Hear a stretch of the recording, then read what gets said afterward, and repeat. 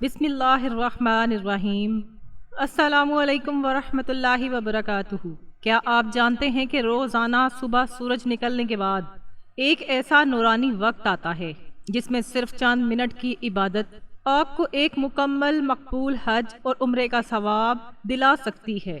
کیا آپ جانتے ہیں کہ آپ کے جسم میں موجود 360 جوڑوں کا صدقہ روزانہ صبح کیسے ادا ہو سکتا ہے؟ اور کیا آپ ان دو نمازوں کے بارے میں جانتے ہیں جنہیں اللہ کے نبی صلی اللہ علیہ وآلہ وسلم نے اوابین یعنی اپنے رب کی طرف کثرت سے رجوع کرنے والوں کی نماز قرار دیا ہے؟ جی ہاں، ہم بات کر رہے ہیں نماز اشراق اور نماز چاشت کی، جن کے بارے میں اکثر لوگ الجھن کا شکار رہتے ہیں کہ ان دونوں میں فرق کیا ہے، ان کا صحیح وقت کیا ہے، ان کی رکعات کتنی ہیں اور ان کو پڑھنے کا بالکل درست اور مستند طریقہ کیا ہے۔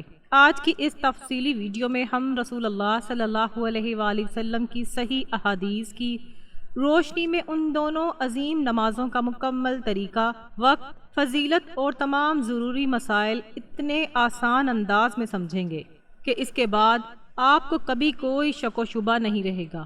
اس لیے اس ویڈیو کو آخر تک بہت غور سے دیکھیے گا، کیونکہ آج آپ کی زندگی کا ایک بہت بڑا علمی اور عملی مسئلہ حل ہونے جا رہا ہے۔ سب سے پہلے ہمیں یہ سمجھنا ہوگا کہ نماز اشراق اور نماز چاشت کیا دو الگ الگ نمازیں ہیں یا یہ ایک ہی نماز کے دو الگ الگ نام ہیں؟ اس مسئلے میں علماء کرام اور محدثین کی دو آراء ہیں جنہیں سمجھنا بہت ضروری ہے۔ پہلی رائے یہ ہے کہ یہ دونوں دراصل ایک ہی نماز کے دو نام ہیں، یعنی اس مبارک نماز کا آغاز سورج نکلنے کے تھوڑی دیر بعد ہوتا ہے تو اسے اشراق کہا جاتا ہے، اور جب دھوپ تیز ہو جاتی ہے تو اسی کو چاشت یا صلاۃ الضحیٰ کہا جاتا ہے۔ دوسری رائے کے مطابق یہ دو الگ الگ نمازیں ہیں۔ اشراق وہ نماز ہے جو سورج نکلنے کے فوراً بعد پڑھی جائے، اور چاشت وہ نماز ہے جو دن چڑھے دھوپ تیز ہونے پر پڑھی جائے۔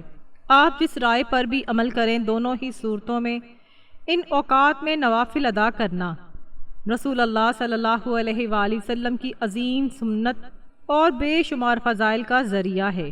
آئیے اب ہم ان دونوں نمازوں کے اوقات کو بالکل گھڑی کے وقت کے مطابق واضح طور پر سمجھتے ہیں، کیونکہ وقت کی درستی ان دونوں نمازوں کی قبولیت کے لیے بنیادی شرط ہے۔ نماز اشراق کا وقت کب شروع ہوتا ہے؟ جب فجر کی نماز کے بعد سورج طلوع ہوتا ہے، تو عین طلوع کے وقت یعنی جب سورج نکل رہا ہو ہر قسم کی نماز پڑھنا سخت ممنوع اور حرام ہے۔ ہمیں شریعت نے حکم دیا ہے کہ سورج نکلنے کے بعد تقریباً 15 سے 20 منٹ انتظار کریں، یہاں تک کہ سورج ایک نیزے کے برابر بلند ہو جائے۔ جب یہ وقت گزر جائے تو اشراق کا وقت شروع ہو جاتا ہے، جو کہ عام طور پر کیلنڈر میں دیے گئے وقت طلوع آفتاب کے 20 منٹ بعد کا وقت ہوتا ہے۔ اب بات کرتے ہیں نماز چاشت یعنی صلاۃ الضحیٰ کے وقت کی۔ چاشت کا وقت اشراق کے بعد سے شروع ہو کر زوال کے وقت یعنی دوپہر کو نصف النہار سے تقریباً 10-15 منٹ پہلے تک رہتا ہے۔ لیکن اس کا سب سے افضل اور بہترین وقت کون سا ہے؟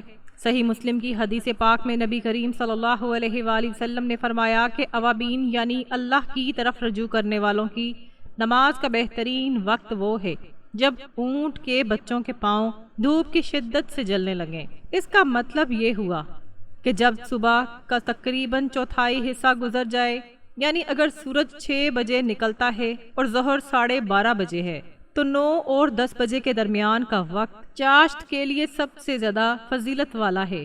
یہاں ایک بہت اہم سوال پیدا ہوتا ہے جو اکثر لوگ پوچھتے ہیں کہ کیا اشراق کی نماز کے لیے فجر کی نماز کے بعد اسی جگہ بیٹھے رہنا ضروری ہے؟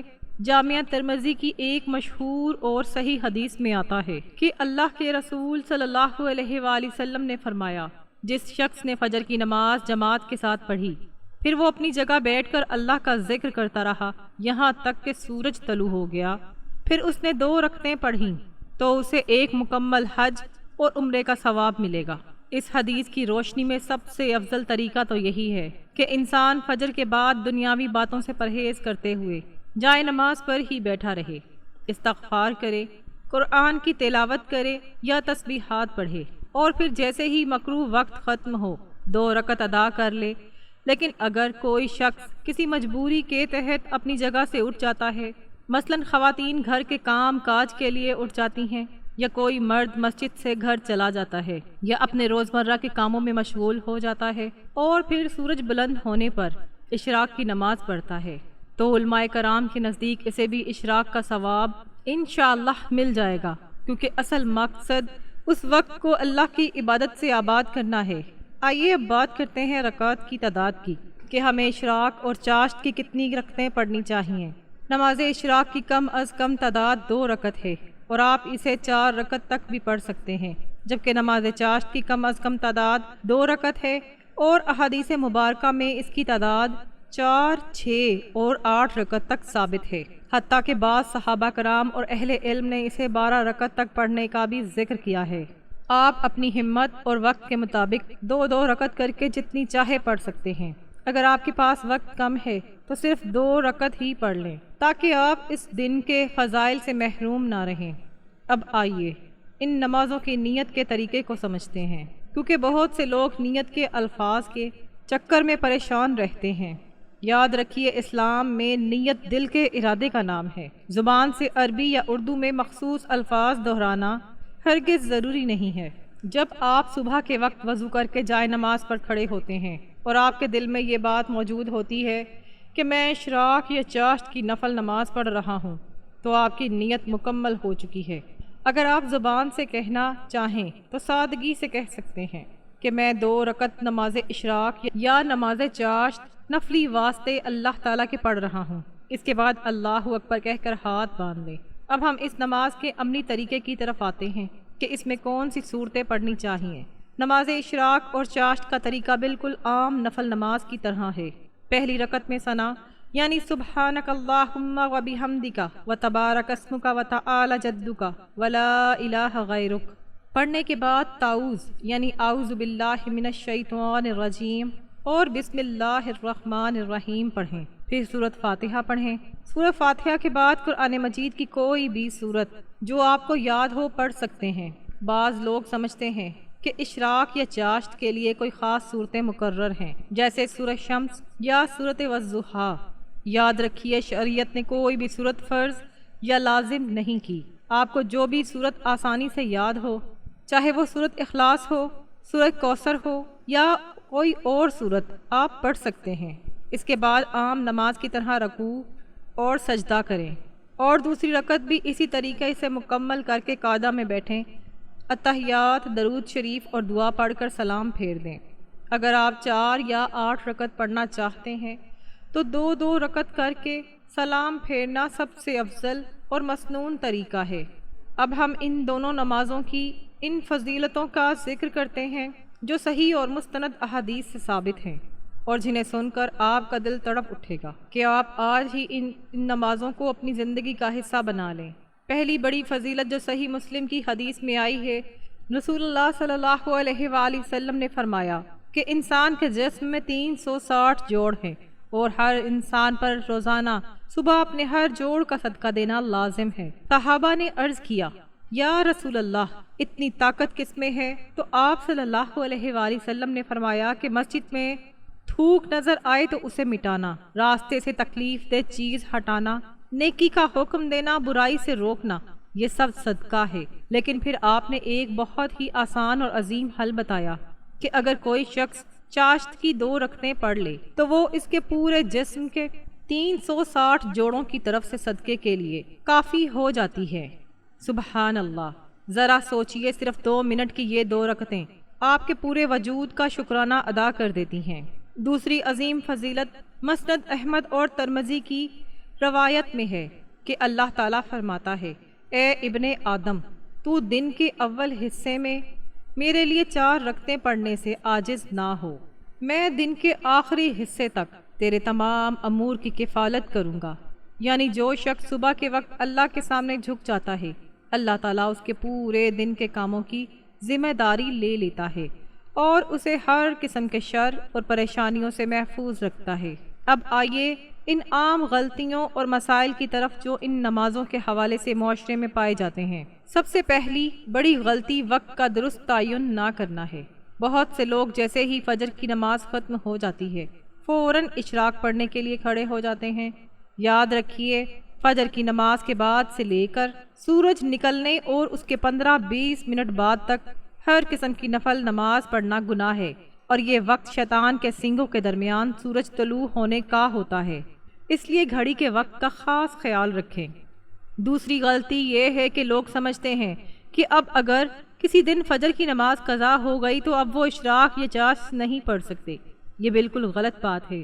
اگر آپ کسی دن سوتے رہ گئے یا کسی مجبوری سے فجر قضا ہو گئی تو جب آپ بیدار ہوں پہلے فجر کی قضا پڑھیں، اور اس کے بعد اگر چاشت کا وقت ہے تو آپ چاشت کی نماز بالکل پڑھ سکتے ہیں۔ تیسرا مسئلہ خواتین کے حوالے سے ہے۔ اکثر خواتین گھر کے کاموں کی وجہ سے سمجھتی ہیں کہ وہ اشراق نہیں پڑھ سکتی کیونکہ وہ فجر کے بعد جائے نماز پر نہیں بیٹھ پاتی۔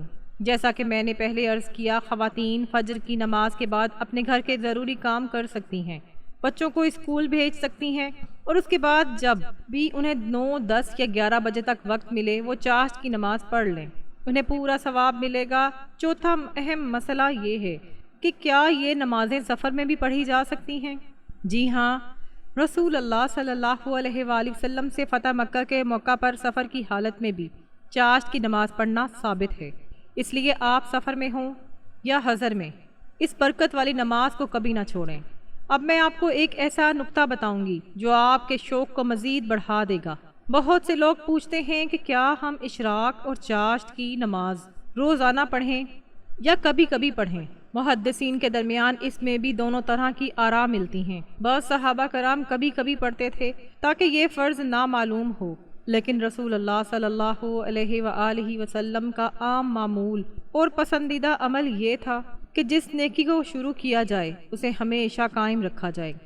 اس لیے اگر آپ اسے اپنی روزمرہ کی زندگی کا معمول بنا لیں تو یہ آپ کے لیے اللہ کے قرب کا بہت بڑا ذریعہ بن جائے گا، کیونکہ اللہ کو وہ عمل سب سے زیادہ پسند ہے جو ہمیشہ کیا جائے، چاہے تھوڑا ہی کیوں نہ ہو۔ آئیے اب ہم سب مل کر اللہ تعالیٰ کے حضور ایک انتہائی دل نشیں اور مسنون دعا کرتے ہیں کہ اللہ تعالیٰ ہمیں ان مبارک اوقات کی قدر کرنے کی توفیق عطا فرمائے۔ اے اللہ، اے کائنات کے مالک، ہمارے دلوں کو اپنی عبادت کی لذت سے منور فرما۔ اے باری تعالیٰ، ہمیں اشراق اور چاشت کی نمازوں کا پابند بنا دے، ہمارے گناہوں کو معاف فرما، ہمارے پورے دن کے تمام معاملات کی خود کفالت فرما، ہمیں شیطان کے شر سے اور نفس کے مکر سے محفوظ رکھ۔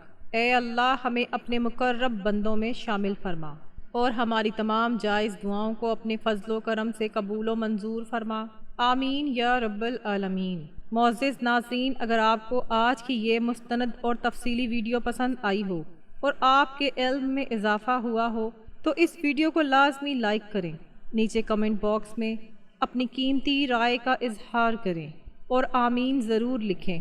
اس ویڈیو کو اپنے دوستوں اور رشتہ داروں کے ساتھ صدقہ جاریہ کی نیت کے ساتھ شیئر کریں تاکہ وہ بھی ان فضائل سے فائدہ اٹھا سکیں، اور مزید ایسی ہی بہترین اور مستند اسلامی ویڈیوز کے لیے ہمارے چینل کو ضرور سبسکرائب کریں اور بیل آئیکن کو دبا دیں۔ اللہ آپ کو جزائے خیر عطا فرمائے۔ السلام علیکم ورحمۃ اللہ وبرکاتہ۔